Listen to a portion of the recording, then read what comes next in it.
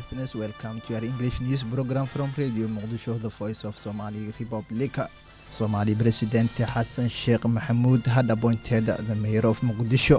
The finance ministry has chaired the weekly across governmental economic reform update. The drought relief committee of Somali Southwest State today held a meeting in Baydabo. The commander of Somali National Army, General Yusuf Rege, held a farewell meeting for Turkish military army. Israel forces have killed a young Palestinian man. New York District Attorney has returned 19 million worth of stolen art to Italy.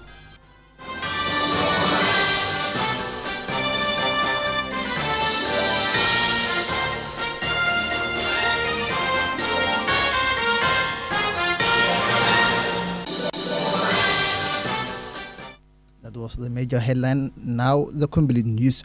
The Somali President of the Federal Republic of Somalia, Hassan Sheikh Mohamud, has named Mr. Yusuf Hussein Jimale the mayor of Mogadishu and the chairman of Banadri State. The president has based his appointment on knowledge and the work experience of Yusuf Hussein Jimale, who previously held this position and played a positive role in the construction of Mogadishu capital and the overall development of Banadri region.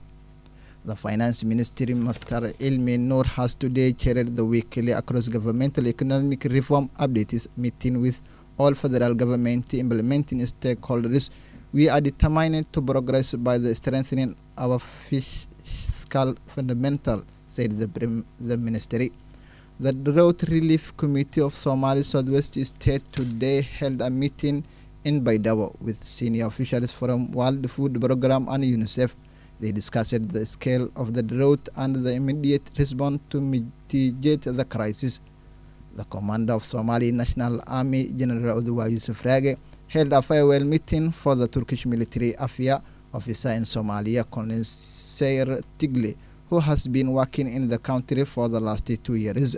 The farewell meeting was attended by the commander of the Somali Air Force, General Mahmoud Sheikh Ali, and some of the commanding forces of the Somali National Army. The purpose of the meeting was to say goodbye to this officer who is going back in Turkey. In the last few hours, a heavy battle took place between the government forces and the local forces known as Mawisley in one side and the Al-Shabaab in the area of Ele and the Mahas district of Hiran region. The fighting started after the Al-Shabaab terrorists ambushed the area of Ele, where the local loyalty army were. Around 50 Al-Shabaab militias and the leaders were killed in the area, as commander of SNA in the operation confirmed. The United Nations Security Council will hold a meeting today afternoon on the situation in Somalia as widespread drought is affecting parts of Somalia. It is expected that a report on the situation in Somalia will be heard from the special envoy of the Secretary General in charge of Somalia, James Iswan, and some representatives of the international community in Somalia, who participates in the meeting every year to discuss the issue of Somalia. The meeting of the Security Council of the United Nations will be focused on issues relating security, drought, and other problems in Somalia, while the leaders will discuss the situation in Somalia and how to overcome it. Israel forces have killed a young Palestinian man during a raid on the northern occupied West Bank. The Palestinian Health Ministry identified the man as Yunus Hassan and said he had been killed after being shot in the chest on Wednesday in the Farah refugee camp a few kilometers south of Tunis. New York District Attorney has returned 19 million worth of stolen art to Italy. The 58 pieces, including marble head of the goddess Athene, dated 200 BC, worth of estimated 3 million alone. The stolen artifacts were sold on to museum and private dealers by convicted looters, said Mr. Alvin Brack.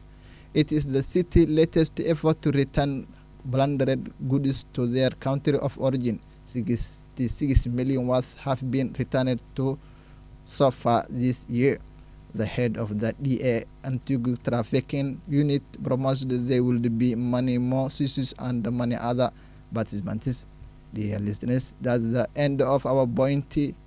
You are listening to the Radio Mogadishu. I am Mohammed Ibrahim Salat. Until we are meeting on the next. Goodbye.